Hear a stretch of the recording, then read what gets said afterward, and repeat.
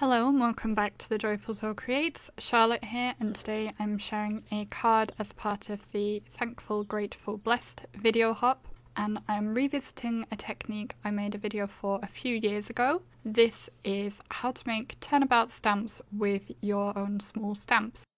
Turnabout stamps can be really fun for making backgrounds, but it's also really fun to be able to do it with what you have on hand. And when I initially had this idea a few years ago, I looked online for information on how to do it and I couldn't find any videos, so I made a video for myself. Since then I have kind of refined the idea and changed it a bit, so I will link to the original video in the top right hand corner if you're interested in seeing it. It is one of my more popular videos, but I also figured I'd revisit it and kind of update with what I've learnt over the time of doing it, because as I said, I have changed my approach to it. So you want to start out by creating a template for the turnabout, and you will do this by cutting a piece of, I used just printer paper.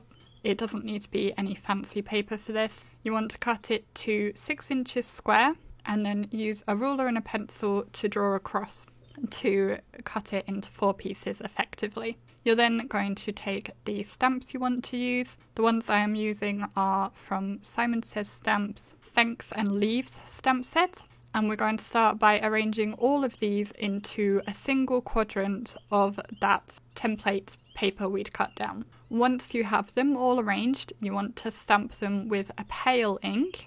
I'm using Simon Says Stamps Barely Beige ink, but any pale ink will work here. It needs to be enough that you can see it, but it doesn't need to be super intense. Now, when I first stamped it down, I had all my images within that quadrant, as I said you're trying to do. However, you do want some very slight overlap between the quadrants. Otherwise, when you do the turnabout stamping and turn your image, it's going to be very clear where each quadrant ends. So after I'd done the initial stamping down and realised that I'd made that mistake, I put my paper back in and picked off the images, and I'm using them in more or less the same positioning as I'd done the first time, but shifting them very slightly so that here and there some of the pieces go over the edge of the lines. When you do this, you do need to think about where you're going over the edge. For example, the large leaf on the top left at the moment is going over the edge of the line towards the top, so we don't want the large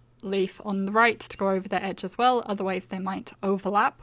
You may need to try a few times to check whether they overlap or not, but luckily I managed to get it right this time without having to reposition again. But of course you can reposition as many times as you like, so you do want to stamp it down once you're happy with it and turn and stamp again and check that nothing is overlapping. When I was happy with it, I flipped the paper over so that I could start afresh, or you could even take a new piece of paper if you like, but I was happy to work on the back side of that original piece. And I'm going to build my proper template now. So I'm stamping into all 4 quadrants with the arrangement I had created, again using the Barely Beige ink, although I do stamp it double stamped each time, just so it's showing up nicely. And then once I have all 4 quadrants stamped down, I'm going to remove each stamp and position them around my piece of paper, nicely spaced out, so that when I do the turnabout stamping later, if you're familiar with turnabout stamps, you'll know that the usual idea is you stamp in one colour, you turn, you stamp in another colour, you turn, until you've done it 4 times, and then your background will be filled out. And you want your images to be fairly well spaced out when you're doing this, so that the colours will be nicely distributed across the pattern. And in order to do this, I'm going through and adding the stamps in a spaced out way across all of the quadrants. For the first 2 stamps, the big ones at the top, I did leave them at the top just because they're overhanging so much I wouldn't be able to fit them anywhere else. But other than those, I'm basically going around and trying to place every single stamp so that none of them are too close to each other. That way the colours, when I get them done, will be nicely distributed.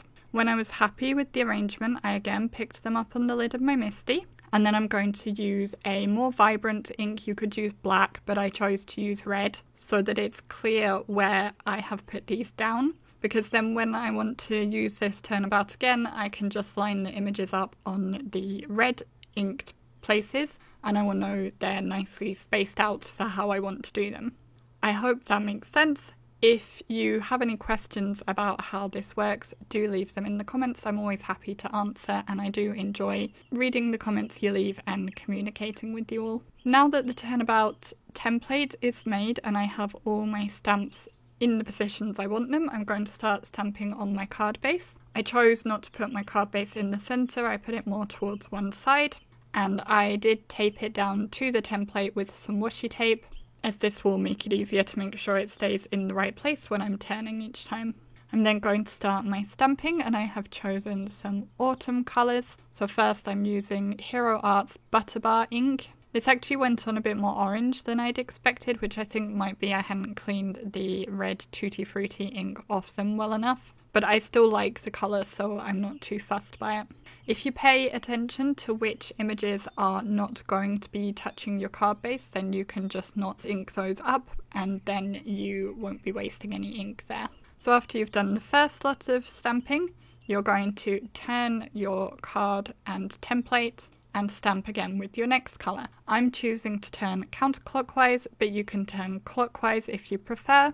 It doesn't matter which way you're turning as long as you're turning the same way each time. I'm now going to be coming in with my next colour, which is another Hero Arts ink. Actually, all the inks I'm using are going to be Hero Arts. And this is Tangerine, which is orange. And I will stamp that down. And I will repeat the process with Ruby Red and finally Just Rust inks. And whilst I'm finishing that off, I will just quickly tell you more about the video hop. So this is the Thankful, Grateful, Blessed video hop, as I said earlier. All the projects are, of course, about thankfulness and have a kind of autumn feel to them.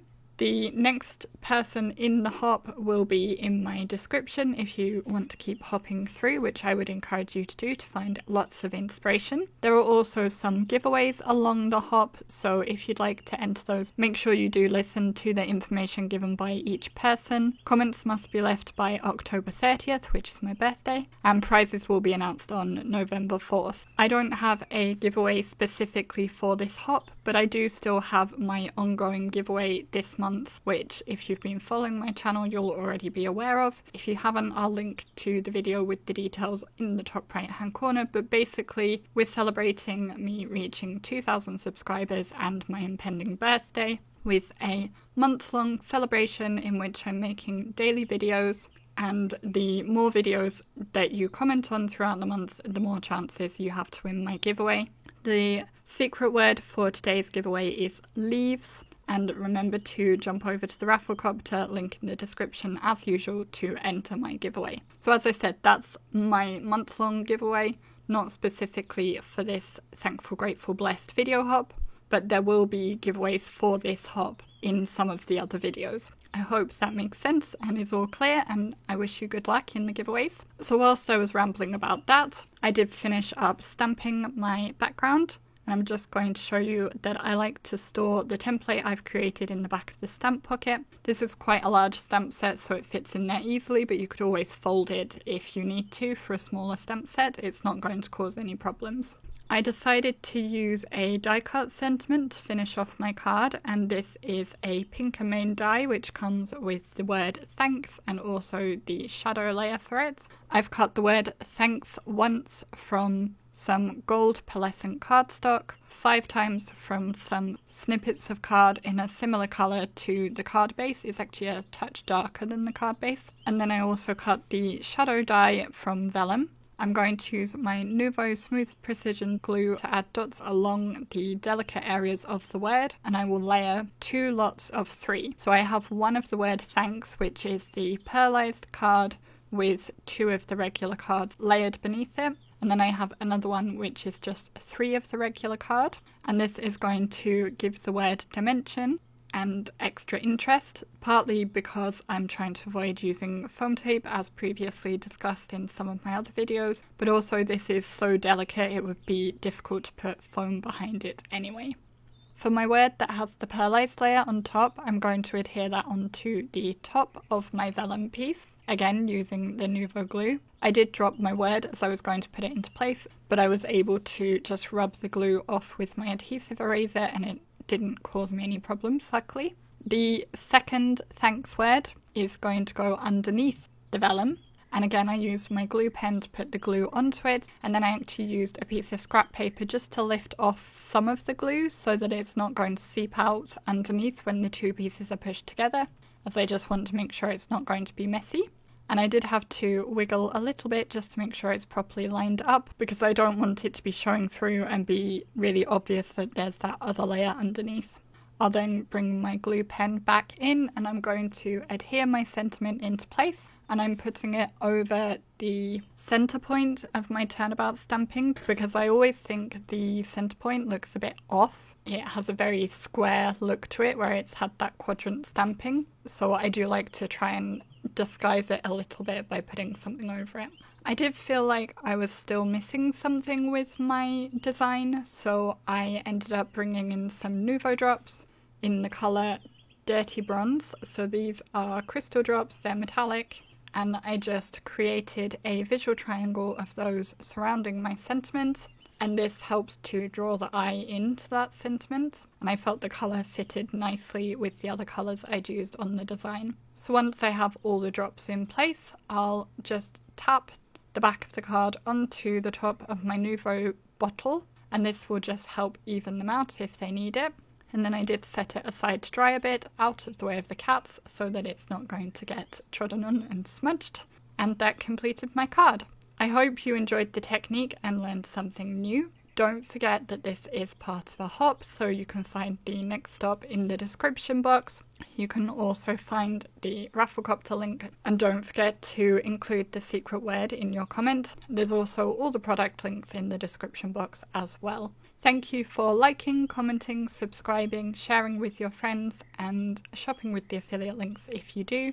Your support means a lot to me. There are a couple of other videos showing on screen now if you'd like to see more from me straight away. Otherwise, I thank you very much for watching, and I will see you again in the next video. Bye!